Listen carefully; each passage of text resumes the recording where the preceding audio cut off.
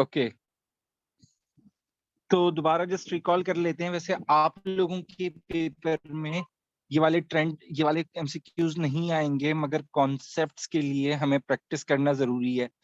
अगर तीनों statements correct हैं तो हम ए ऑप्शन चूज करेंगे, अगर दो स्टेटमेंट्स 1 एंड 2 करेक्ट हैं तो बी ऑप्शन, और अगर 2 एंड 3 करेक्ट हैं तो सी ऑप्शन, और अगर सिर्फ फर्स्ट स्टेटमेंट करेक्ट है तो डी ऑप्शन। ठीक है, तो हम इस तरह ABCD चूज करेंगे। अगर हमें किसी भी क्वेश्चन में कंफर्म हो जाए कि ए करेक्ट है तो सॉरी फर्स्ट स्टेटमेंट रॉन्ग है, तो हम जो है बिना कुछ सोचे समझे जो है सी ऑप्शन ऑप्ट करेंगे, क्योंकि ए स्टेटमेंट जो है फर्स्ट, सेकंड और थर्ड, और सॉरी ए, बी और डी में तीनों में फर्स्ट स्टेटमेंट होती है। करेक्ट। ओके, क्वेश्चन नंबर 31 से स्टार्ट करते हैं। A sample of 17.15 mole hydrogen iodide is in dynamic equilibrium with 2.27 moles hydrogen and 2.84 moles iodine in a volume of 1 meter cube at 764 Kelvin and 141 kilopascal pressure. They have given you the equation as well. Two equilibrium constants Kc and Kp can be calculated for this mixture. Okay, which statement about the equilibrium constants for this mixture are correct?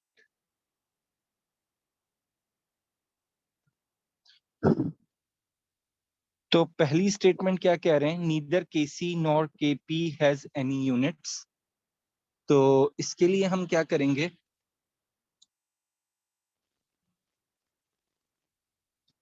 ये हम February March 21 का paper 1-2 का जो last 10 questions रह गए थे वो कर रहे हैं। तो अगर हम Kc एक्सप्रेशन लिखें तो Kc एक्सप्रेशन क्या बनेगी? Concentration of hydrogen iodide square divided by concentration of hydrogen times concentration of iodine.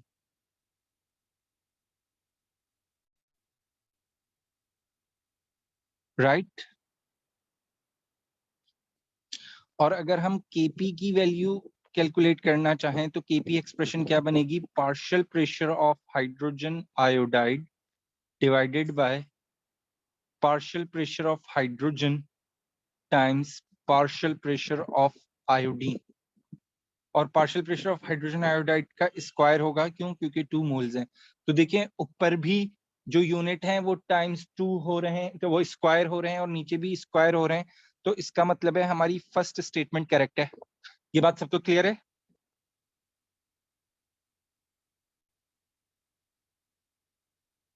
Yes, is this understandable? बेटा ऊपर के यूनिट्स और नीचे के यूनिट्स देखो, केसी में कॉन्सेंट्रेशन है तो ऊपर क्या यूनिट बन जाएगा? केसी इज इक्वल्स टू, अगर मैं यूनिट्स में की टर्म्स में लिखूं तो मोल पर डीएम क्यूब स्क्वायर, और नीचे क्या हो जाएगा? मोल पर डीएम क्यूब टाइम्स मोल पर डीएम क्यूब। राइट, तो ये सब कैंसिल हो जाएंगे तो कोई यूनिट नहीं होगा। और इसी तरह केपी में जाएं तो केपी में क्या हो जाएगा? ऊपर हो जाएगा kilo pascal square upon kilo pascal times kilo pascal. तो ये भी सारे कैंसिल हो जाएंगे, तो फर्स्ट स्टेटमेंट तो करेक्ट हो गई। Is it clear to everyone?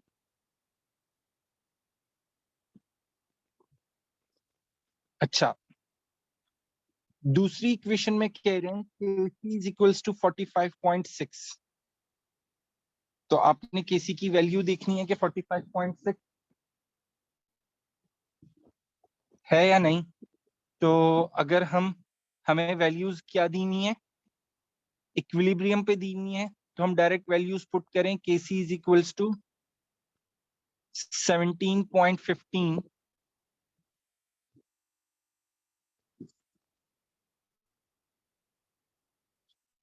Square upon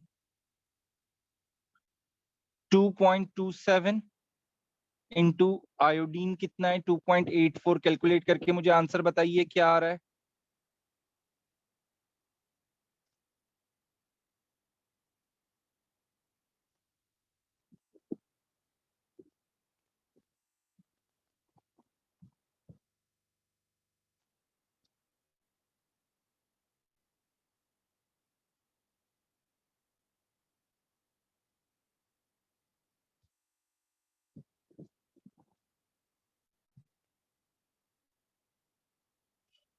जी 45.6 आ रहा है, तो इट मीन सेकंड स्टेटमेंट भी करेक्ट है।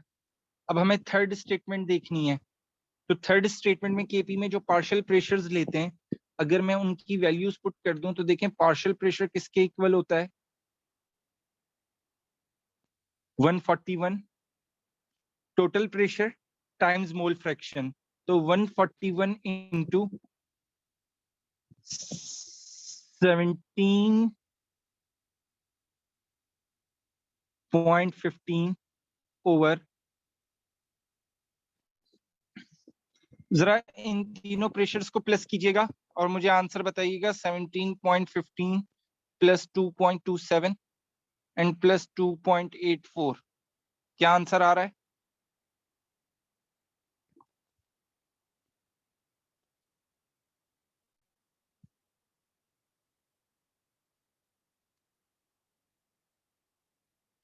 ट्वेंटी 2.26, ये टोटल मोल्स हो गए। तो मोल फ्रैक्शन हम कैसे निकालते हैं? जिसके मोल फ्रैक्शन निकालने हो उसको न्यूमरेटर में प्लेस करते हैं और नीचे टोटल मोल्स लिखते हैं, स्क्वायर हो जाएगा।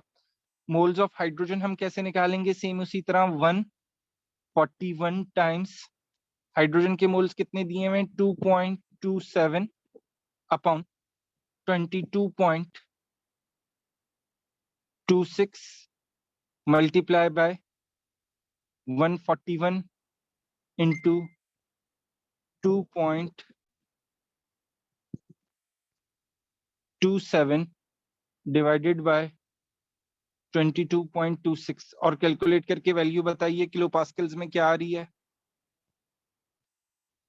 जी उमर, और सॉरी यहाँ पे 2.27 नहीं आएगा, ये आयोडीन के मोल्स हैं, तो 2.84 लिखेंगे, सॉरी।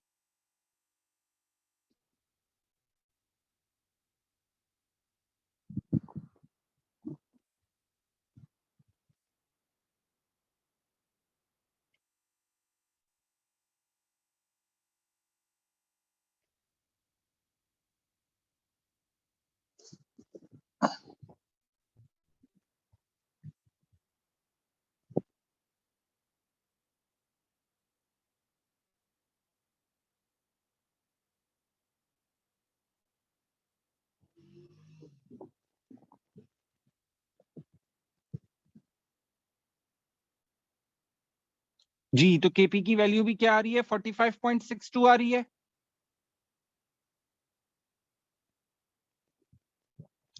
तो इसका मतलब है ये थर्ड स्टेटमेंट हमारी रॉन्ग हो गई, और अगर थर्ड स्टेटमेंट रॉन्ग हो गई तो बी हमारा आंसर है। ये बात क्लियर है सबको? Okay Umar.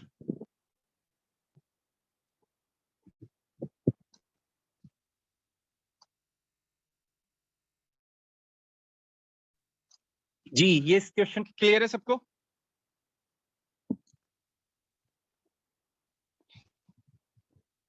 Okay, question number 32, an energy cycle for the combustion of methane is shown.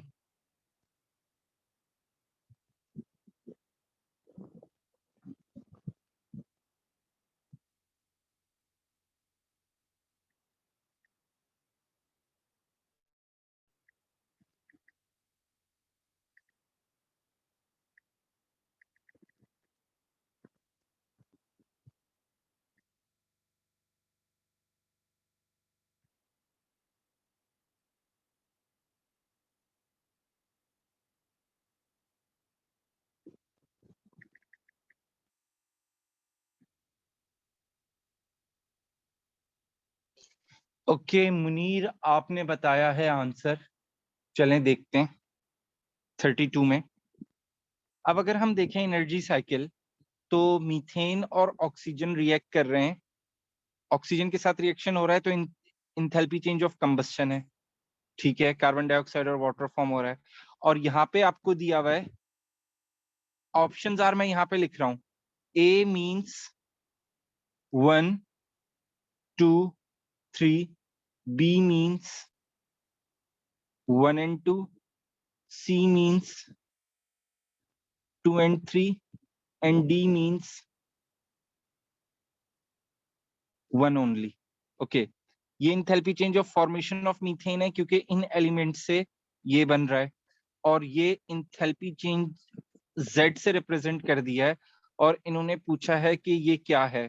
तो अगर हम नीचे जाए बिना इक्वेशन देखें तो हमारे पास कार्बन डाइऑक्साइड फॉर्म हो रहा है कार्बन से, ठीक है, तो और वाटर फॉर्म हो रहा है। तो अगर देखा जाए तो इसे enthalpy change of combustion of carbon भी कह सकते हैं, और इसके अलावा इसे enthalpy change of formation of carbon dioxide भी कह सकते हैं, along with enthalpy change of combustion of hydrogen and enthalpy change of formation of H2O। क्योंकि अच्छा, enthalpy change of formation of H2O और कम इसकी बात करेंगे तो ये जो है टाइम्स 2 होंगी दोनों वैल्यूज। क्यों टाइम्स 2 होंगी? क्योंकि यहाँ पे देखिए इसके 2 मोल्स हैं और इसके भी 2 मोल्स हैं। तो ये वाला पॉइंट सबको समझ में आ गया है?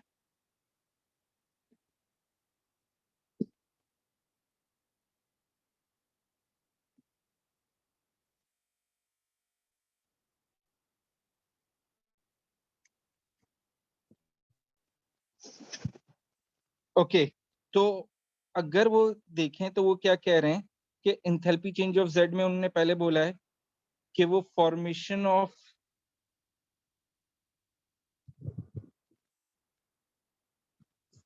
मीथेन को रिप्रेजेंट कर रहा है।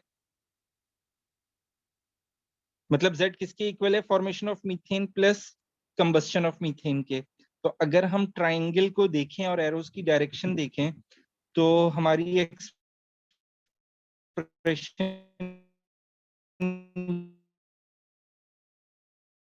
यही बन रही है कि enthalpy change of formation of methane, combustion of methane. कैसे? क्योंकि ये देखें, ये एरो इस डायरेक्शन में जा रहा है और ये एरो इस डायरेक्शन में जा रहा है, तो दोनों ऐड हो रहे हैं, और ये एरो यहाँ पे जा रहा है, तो इन दोनों का सम जो है इसके इक्वल होगा, जो कि हम नॉर्मली बात करते हैं। तो फर्स्ट स्टेटमेंट करेक्ट है। जी, मेरी वॉइस अभी भी लैग हो रही है?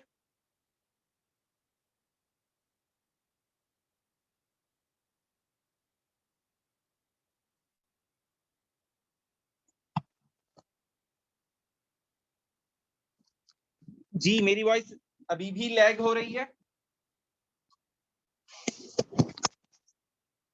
अच्छा, 1 मिनट दें जरा, मुझे चेक करने दें।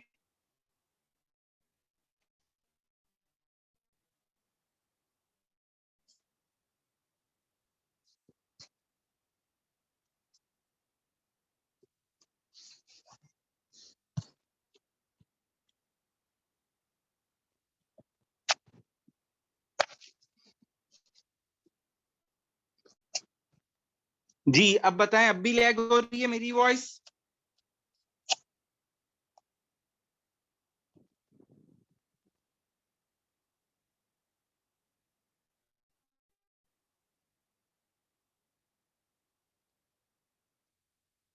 ओके ओके, तो फर्स्ट स्टेटमेंट करेक्ट है क्योंकि हमने एरोस की डायरेक्शन देखी, तो जो एरोस की डायरेक्शन है वो हमें बता रही हैं कि ये दोनों वैल्यूज एक दूसरे में ऐड होंगी और ये सब इक्विवेलेंट होंगे इंथैल्पी चेंज ऑफ जेड के। तो इसीलिए फर्स्ट स्टेटमेंट करेक्ट है। ये बात क्लियर है सबको? एरोस की डायरेक्शन देखिए सब।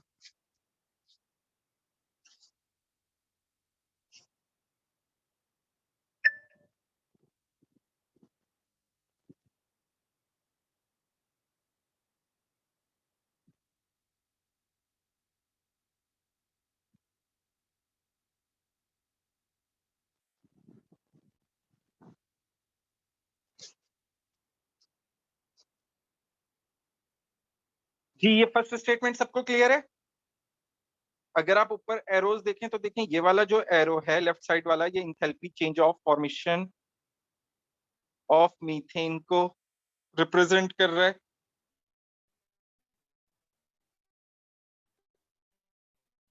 ये वाला एरो इंथैल्पी, सॉरी, और एक ये वाला एरो है जो इंथैल्पी चेंज ऑफ जेड को रिप्रेजेंट कर रहा है। तो अगर मैं इक्वेशन इक्वेट करूंगा तो enthalpy change of formation of methane plus enthalpy change of combustion of methane equivalent हो जाएंगे इंथैल्पी चेंज ऑफ जेड के। तो फर्स्ट स्टेटमेंट तो करेक्ट हो गई। अच्छा,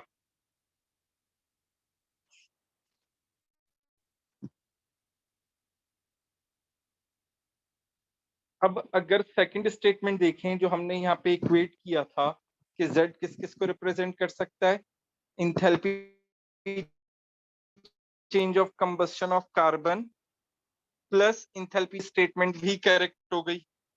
ये पॉइंट भी क्लियर है सबको? क्योंकि यहाँ पे देखें हमने बताया था कि जो इंथैल्पी चेंज ऑफ z है वो basically enthalpy change of combustion of carbon plus enthalpy change of combustion of hydrogen times 2 के इक्वल है, क्योंकि हाइड्रोजन के 2 मोल्स कंबस्ट हो रहे हैं, कार्बन का 1 मोल करेक्ट कन्वर्ट हो रहा है, तो इसलिए सेकंड स्टेटमेंट भी करेक्ट है। अब थर्ड स्टेटमेंट पे आ जाइए, enthalpy change of combustion of carbon monoxide. तो यहाँ पे तो कार्बन मोनोऑक्साइड है ही नहीं जब Z enthalpy change of Z show हो रहा है, तो इसीलिए थर्ड स्टेटमेंट आपकी रॉन्ग हो जाएगी। और अगर थर्ड स्टेटमेंट रॉन्ग हो जाएगी तो करेक्ट आंसर क्या होगा?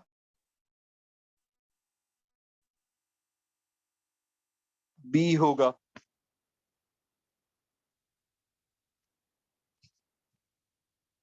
सेकंड कैसे करेक्ट है?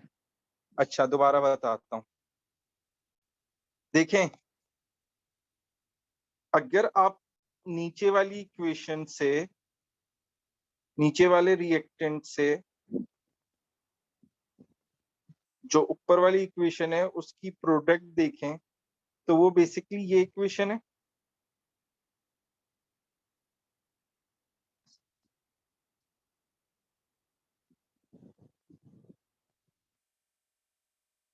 जी, तो अब अगर इस इक्वेशन को देखें तो इस इक्वेशन में कार्बन डाइऑक्साइड फॉर्म हो रही है, जो किससे फॉर्म हो रही है? कार्बन से।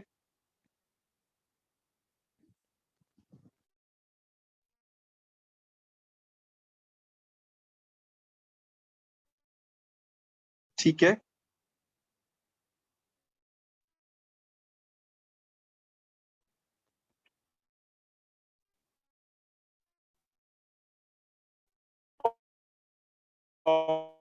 और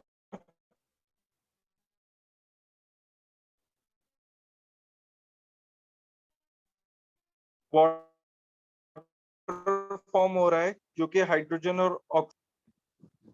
ठीक है, ये पॉइंट ठीक है। और अगर इसी तरह मैं इन टर्म्स ऑफ हाइड्रोजन रिप्रेजेंट करना चाहूं या वाटर रिप्रेजेंट करना चाहूं तो मैं बोलूंगा इट इज,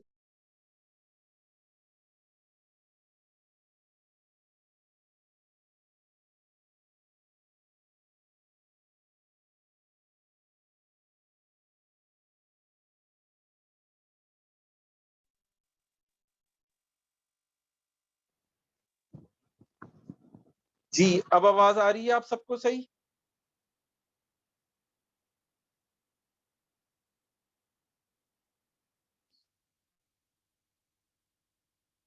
ओके, तो मैं twice of enthalpy change of water consider करूंगा in terms of hydrogen and water. तो अब इन्होंने देखें, इन्होंने इसे कंबस्शन ऑफ का सम हुआ और कंबस्शन ऑफ हाइड्रोजन टाइम्स 2 हो रहा है क्योंकि 2 मोल्स हैं, इसीलिए सेकंड स्टेटमेंट करेक्ट है। और थर्ड स्टेट कार्बन मोनोऑक्साइड कहा गया, और कार्बन मोनोऑक्साइड कहीं पे भी किसी भी इक्वेशन में एज अ रिएक्टेंट मौजूद नहीं है, प्रेजेंट नहीं है। Is this clear to everyone?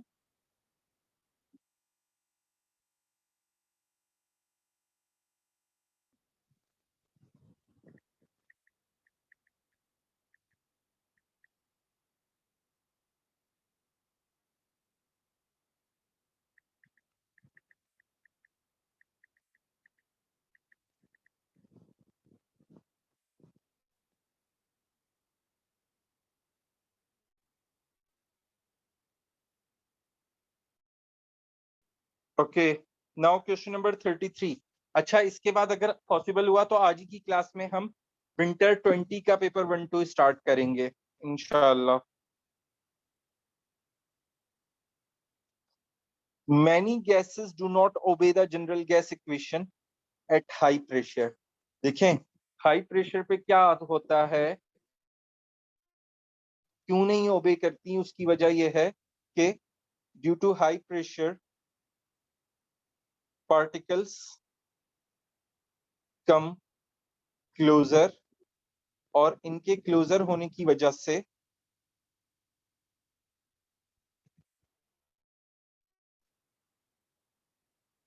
Intermolecular forces significant हो जाती हैं, और उनके सिग्निफिकेंट होने की वजह से जनरल गैस जो है इक्वेशन फॉलो नहीं होती। ये बात क्लियर है सबको?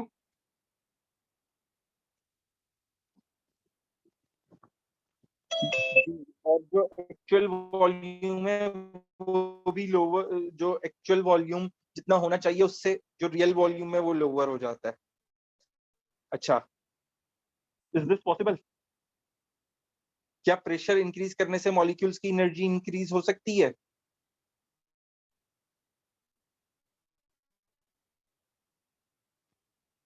Yes. No, there is a no increase in the energy of the molecules. We are just increasing the pressure, which makes the molecules to get closer to each other. So their average kinetic energy remains the same. There is no change in the energy of the particles unless we increase or decrease the temperature. So first statement goes wrong. And if the first statement goes wrong, see over here, it makes C option correct. Yes, you are right, Umar. When we increase the pressure, molecules gets closer to each other. The distance between the molecules gets lesser, gets smaller, due to which the frequency of the collision increases, but it doesn't. The frequency of the collision doesn't increases due to the increase in the energy. The energy of the particles remains same. Energy only changes when temperature changes. Is it clear?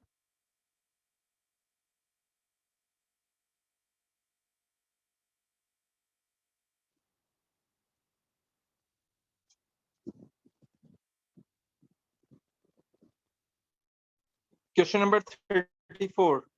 Which species can accept a lone pair of electrons to form a coordinate or a dative covalent bond? So any species which accept a lone pair of electron must be electron deficient. जिसके पास electrons क्या हो, पूरे ना हो. तो अगर हम BF3 की example लें, so what you will find that boron is in group 3. So it have a 3 electrons in its valence shell. So when it bonds with the fluorine, fluorine share 1 electron with it. So now boron have a 6 electrons. So 2 electrons are less, which means it can accept a lone pair of electron. So first species is correct. First statement is correct. Is it clear to everyone?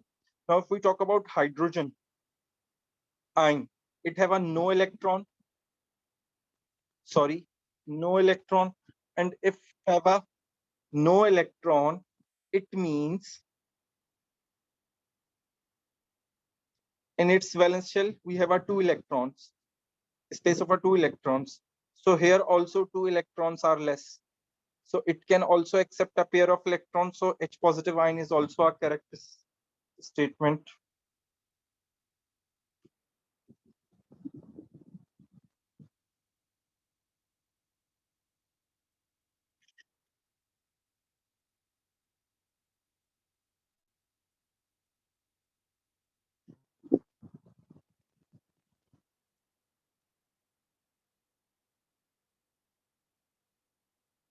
जी, ये बात यहाँ तक clear है?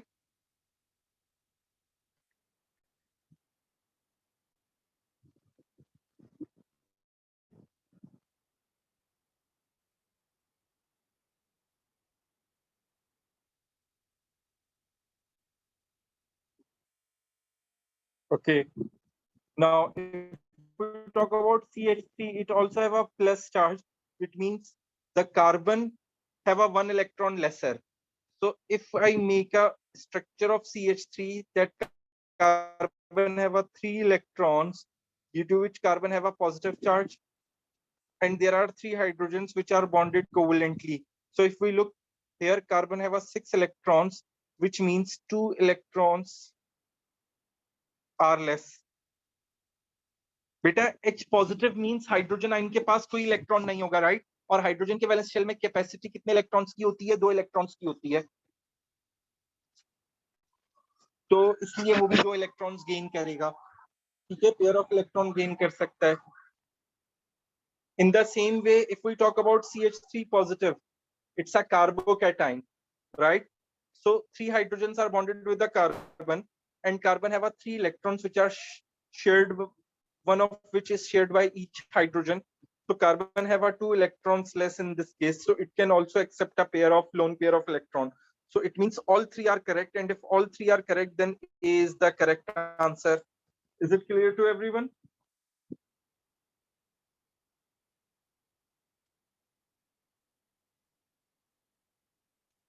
Okay, now question number 35. A sample containing X moles of Al2Cl6 is dissolved in water to give a solution W. Okay, so if Al2Cl6 get dissolved, then we will get 2 moles of aluminium 3 positive ion and 6 moles of chloride ion. Is it understandable to everyone?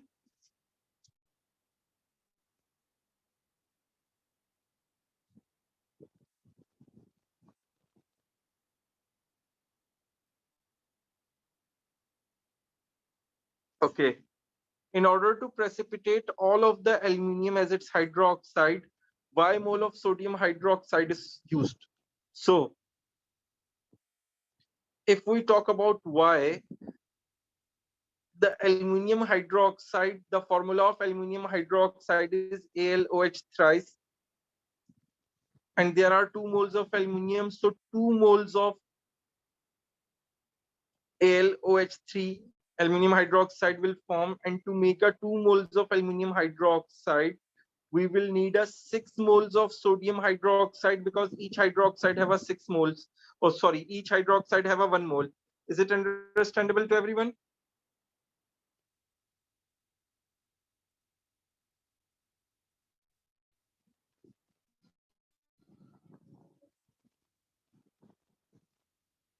तो y कितने, y की value हमें किसके equal मिल गई? 6 के equal मिल गई जी. देखें तीसरा एल्यूमिनियम हाइड्रोक्साइड का फॉर्मूला आपके सामने, और एक एल्यूमिनियम हाइड्रोक्साइड में 3 मोल्स हैं हाइड्रोक्साइड आयन के, राइट? और NaOH में 1 मोल होता है, तो हमें 6 मोल सोडियम हाइड्रोक्साइड के चाहिए. और अगर सोडियम हाइड्रोक्साइड के 6 मोल्स होंगे, तो उन्होंने जो Y मोल बताया है, तो वो Y की वैल्यू 6 होगी. ये बात क्लियर है?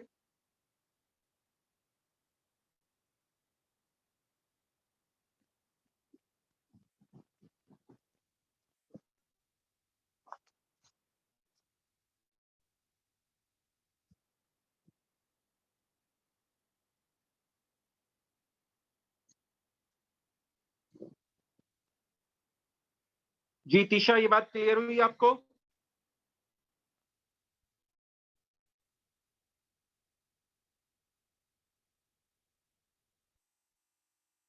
अच्छा. No, both are wrong. Now, more of the, okay, now what they are saying, more of the alkali is added to dissolve the precipitate, giving solution Z. Which statement is correct? The initial pH of the solution W is below 7. It is correct. If you recall, we have studied that whenever aluminum chloride dissolves, it will give a solution of pH around 4 to 5. It's an acidic chloride, if you guys remember. So if it's an acidic chloride, so we have a value of pH 7, so it is a correct option. The first statement is correct. Is this clear?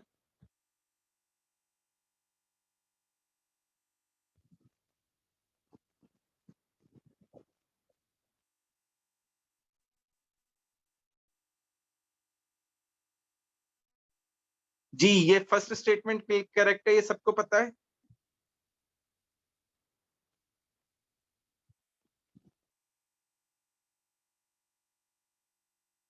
ये बात सबको समझ में आ गई है? Okay, अब उन्होंने देखें एक चीज बोली है, वो ये चीज बोली है कि Al2Cl6 के कितने मोल्स यूज किए हैं, x मोल्स यूज किए हैं। तो एल्यूमिनियम कितने मोल्स फॉर्म होने चाहिए, 2x फॉर्म होने चाहिए।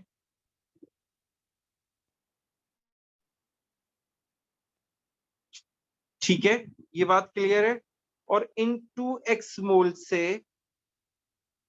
सोडियम हाइड्रोक्साइड के कितने मोल्स रिएक्ट कर रहे थे, 6 मोल्स रिएक्ट कर रहे थे। और 6 की वैल्यू, 6 किसके इक्वल था, y के इक्वल था।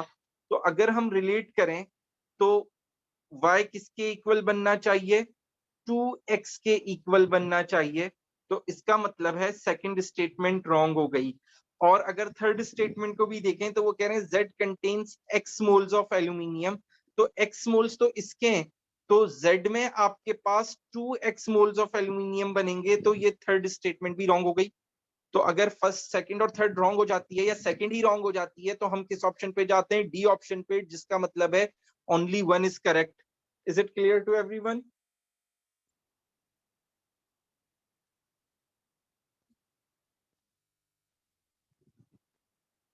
जी, ये पॉइंट क्लियर है सबको?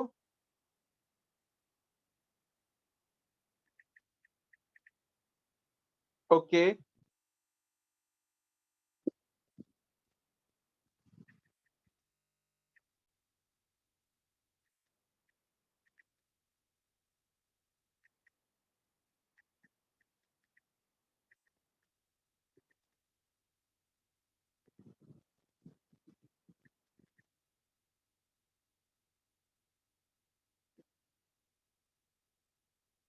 now question number 36. Nitrogen dioxide gas is produced when petrol is burned in car engines.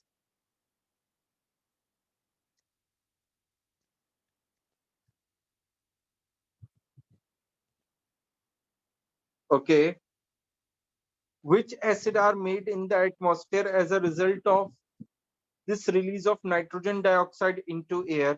तो आप रिकॉल करें, हमने एयर में पढ़ा था कि जब नाइट्रोजन डाइऑक्साइड फॉर्म होता है तो वो वाटर से और ऑक्सीजन से रिएक्ट करके निट्रिक एसिड बनाता है।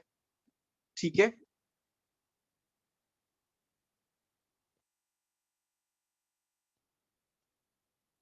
तो सेकंड स्टेटमेंट करेक्ट और थर्ड स्टेटमेंट तो करेक्ट है। अच्छा, प्लस नाइट्रोजन डाइऑक्साइड का एज अ कैटलिस्ट भी रोल होता है। ठीक है,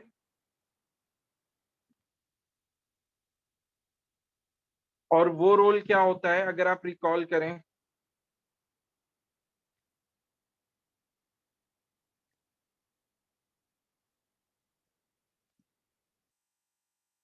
कि एयर में सल्फर डाइऑक्साइड प्रेजेंट होती है और नाइट्रोजन डाइऑक्साइड उससे रिएक्ट करके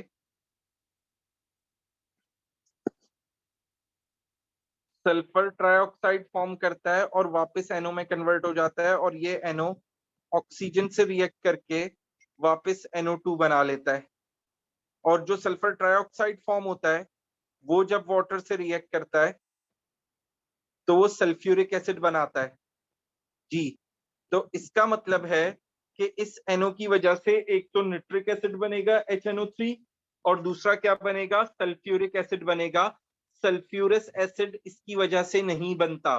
तो फर्स्ट स्टेटमेंट रॉन्ग हो गई और बाकी दोनों सही हो गई, जिसका मतलब है आपका करेक्ट आंसर क्या होगा, सी होगा।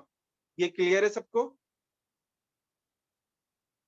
सल्फ्यूरस एसिड डायरेक्टली ये जब वाटर से रिएक्ट करेगा तो बनेगा, तो उसमें NO2 का जो है का कोई रोल नहीं है। ये बात क्लियर है सबको?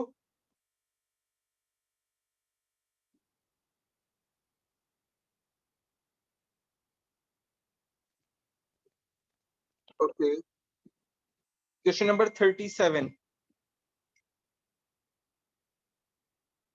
In which reactions is the major product formed by the nucleophilic substitution reaction. ठीक है, जिनमें जो मेजर प्रोडक्ट फॉर्म हो रही है वो न्यूक्लियोफिलिक सब्स्टिट्यूशन रिएक्शन से हो रही है।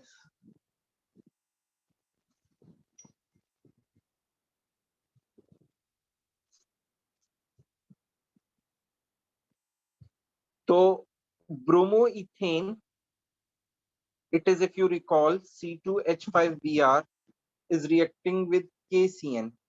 तो ब्रोमोइथेन का जब KCN से रिएक्शन होता है तो ये न्यूक्लियोफिलिक सब्स्टिट्यूशन होता है, तो ये करेक्ट है।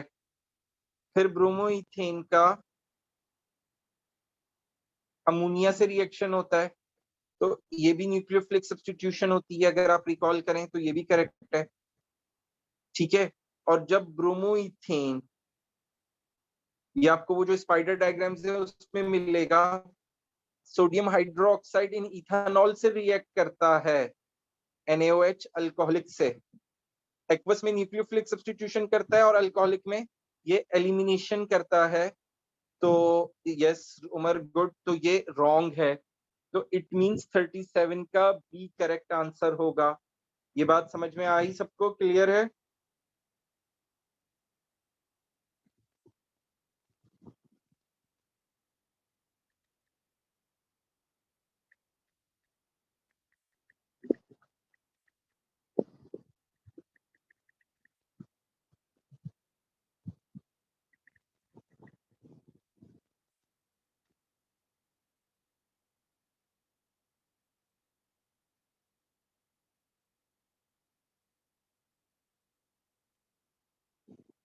जी, क्लियर है सबको?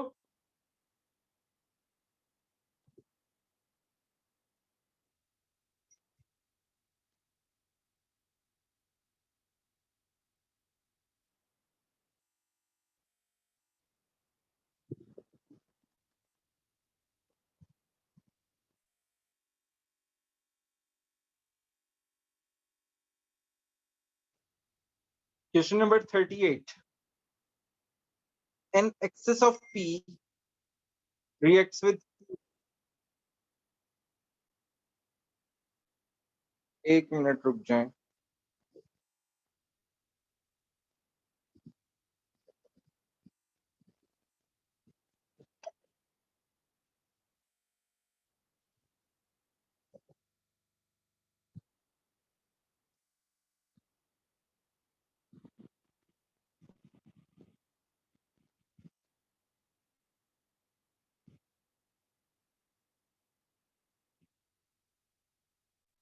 Okay, so an excess of P reacts with Q in the presence of concentrated sulfuric acid to form R.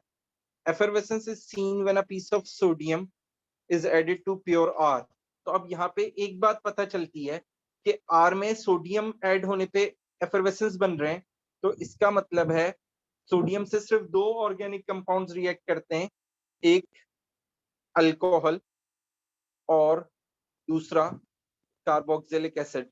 तो इसका मतलब है जो कंपाउंड फॉर्म हुआ है वो क्या है? आर है। तो आर में या तो एसिड मौजूद है या कार्बोक्सिलिक एसिड मौजूद है।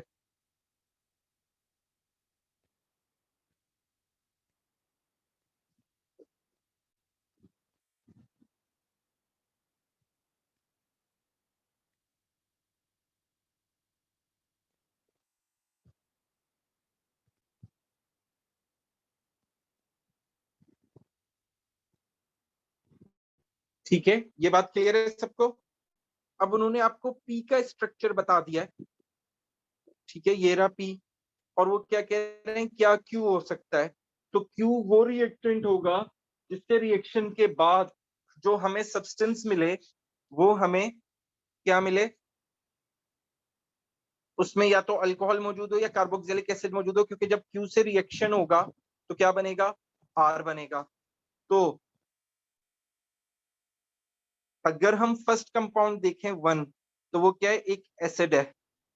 ठीक है, अगर ये कंपाउंड वन से रिएक्शन होता है, ठीक है, मैं कंपाउंड वन की यहाँ प्रोडक्ट बना रहा हूं, तो देखें होगा क्या।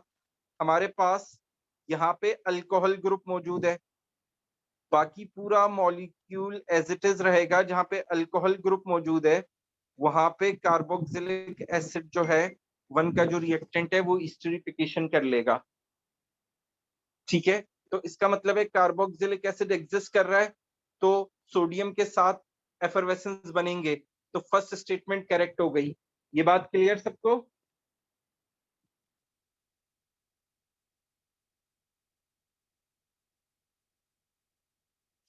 ओके, अब अगर जो Q है वो फॉर एग्जांपल रिएक्टेंट 2 है, तो हमारे पास R क्या बनेगा? रिएक्टेंट 2 हमें अल्कोहल नजर आ रहा है, तो इसका मतलब क्या हुआ कि जो अल्कोहलिक पार्ट है वो एज इट इज रहेगा, और जो कार्बोक्सिलिक एसिड पार्ट है वहां पे ये अल्कोहल आके ज्वाइन हो जाएगा। तो इसमें अल्कोहल एग्जिस्ट कर रहा है, तो ये भी सोडियम मेटल के साथ एफरवेसेंस देगा, तो हमारी सेकंड स्टेटमेंट भी करेक्ट हो गई। ये बात क्लियर है सबको?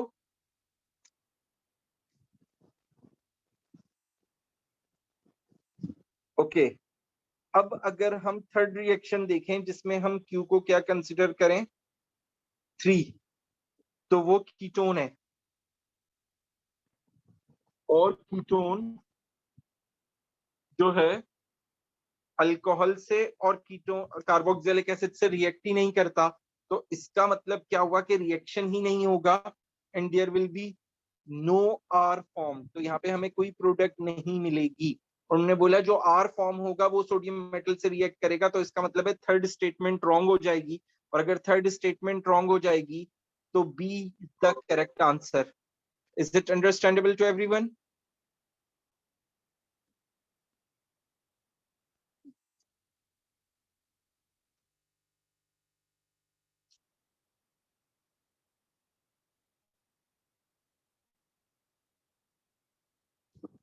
Okay, now question number 39। Two carbonyl compounds have the molecular formula C3H6O. Which reagents give different observation with these two compounds? दो कार्बोनिल कंपाउंड्स हैं, ठीक है, तो और दोनों का फॉर्मूला सेम है, तो इसका मतलब है एक एल्डिहाइड है और एक कीटोन है, कोई तीसरी बात नहीं हो सकती। कीटोन एल्डिहाइड क्या होगा? CH3 CH2, C double bond OH is aldehyde and CH3 C double bond O CH3 is ketone। अच्छा, अब वो क्या कह रहे हैं कि विच रिएजेंट्स गिव डिफरेंट ऑब्जर्वेशन। तो अगर हम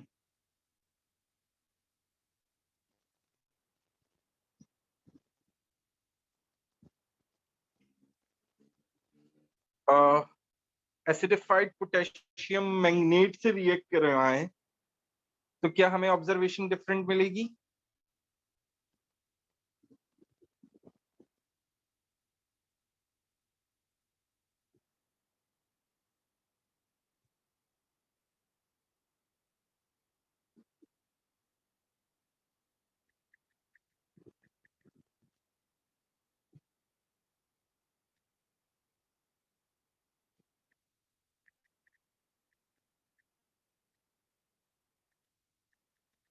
जी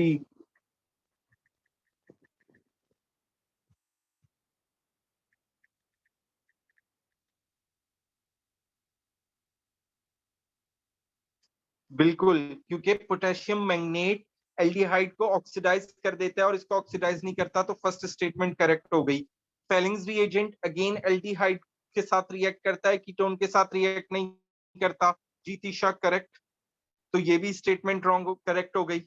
alkaline aqueous iodine, alkaline aqueous iodine को देखें तो वो ऐसे कार्बोनिल के साथ रिएक्ट करता है जिसके C डबल बॉन्ड O के नेबर में CH3 हो। तो थर्ड स्टेटमेंट ये फर्स्ट और सेकंड के साथ रिएक्ट करेगा और ये फर्स्ट और सेकंड के साथ रिएक्ट नहीं करेगा, और थर्ड इसके साथ रिएक्ट करेगा ड्यू टू दिस ग्रुप, और थर्ड अल्डिहाइड के साथ रिएक्ट नहीं करेगा क्योंकि इसमें ये ग्रुप मिसिंग है। तो थर्ड स्टेटमेंट भी आपकी करेक्ट हो गई, तो इसका मतलब है इसका करेक्ट आंसर क्या होगा? ए। क्लियर है सबको?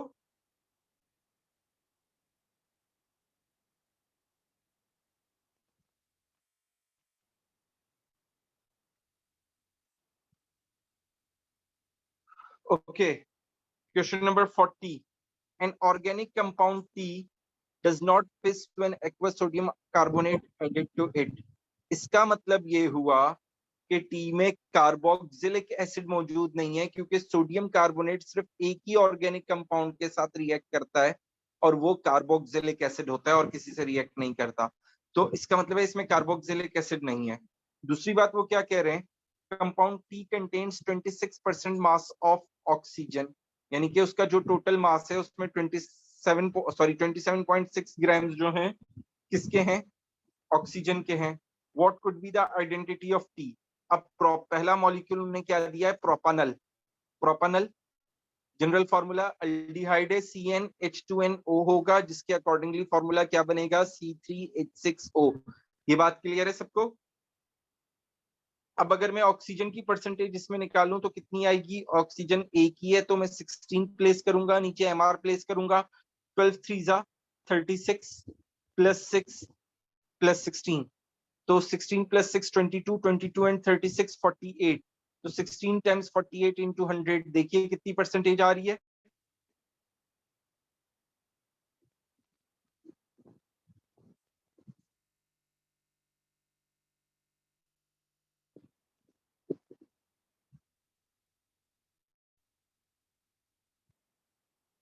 तो इसका मतलब है फर्स्ट स्टेटमेंट करेक्ट हो गई।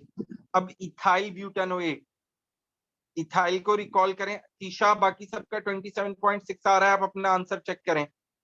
इथाइल इज C2H, ब्यूटानोएट अगर मैं बनाऊं तो ब्यूटानोएट क्या होगा, C3H7COO ब्यूटानोएट, और इथाइल क्या होगा, C2H5। तो अगर इसमें मैं परसेंटेज कैलकुलेट करूं तो 2 ऑक्सीजन है तो ऊपर आ जाएगा 32, नीचे क्या आ जाएगा, 5 कार्बन हैं तो 12 5 जा 60, 12 हाइड्रोजन हैं और 2 ऑक्सीजन है। तो जरा मल्टीप्लाई बाय 100 करके बताइए क्या आंसर आ रहा है।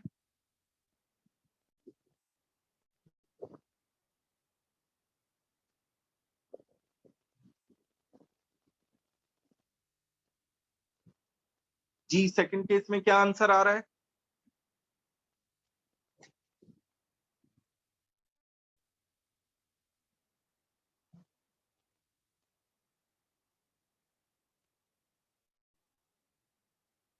जी उमर का 30.7 आ रहा है।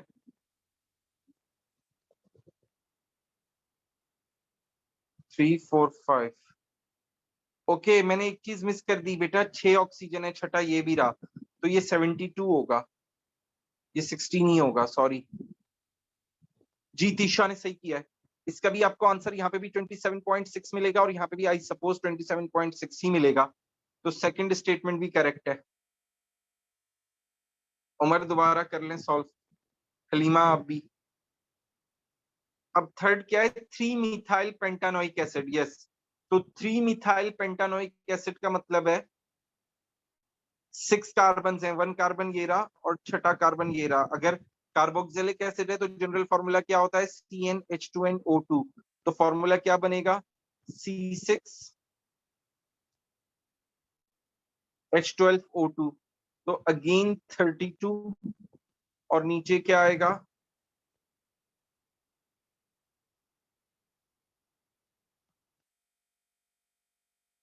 नहीं सेम आंसर नहीं आएगा,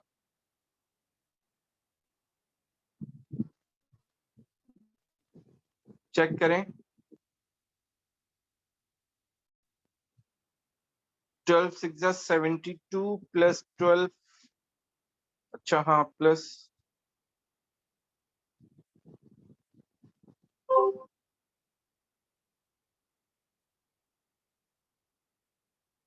हाँ सही है, 32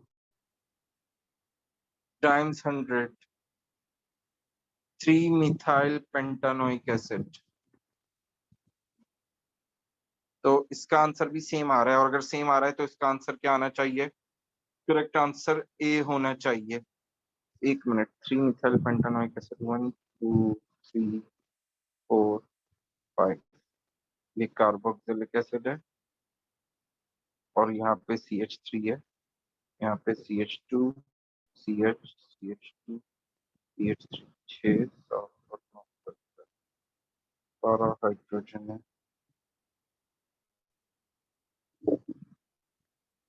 हाँ सही है, सेम आंसर आएगा, so A option is correct. ठीक है, यहां तक क्लियर है सबको?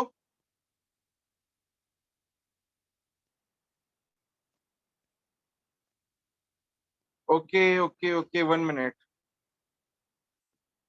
जी बिल्कुल सही हलीमा, हलीमा ने ये पॉइंट आउट किया। देखें, हमने ये बात ऊपर शुरू में डिसाइड की थी कि वो कार्बोक्सिलिक एसिड नहीं होगा, और ये कार्बोक्सिलिक एसिड है, तो इसे हम रॉन्ग कंसीडर करेंगे। तो इसे हम करेक्ट नहीं करेंगे, क्योंकि उन्होंने ऊपर हमें एक इंफॉर्मेशन दी है जो मुझसे भी ओवरलुक हो गई। तो it means correct answer is B. Yes, thank you Halima. जी यहां तक क्लियर है सबको?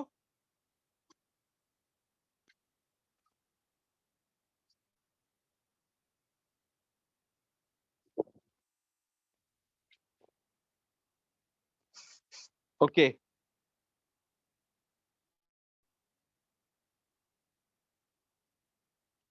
अब जो नेक्स्ट ईयर हम स्टार्ट करने लगे हैं, 1 मिनट रुक जाएं।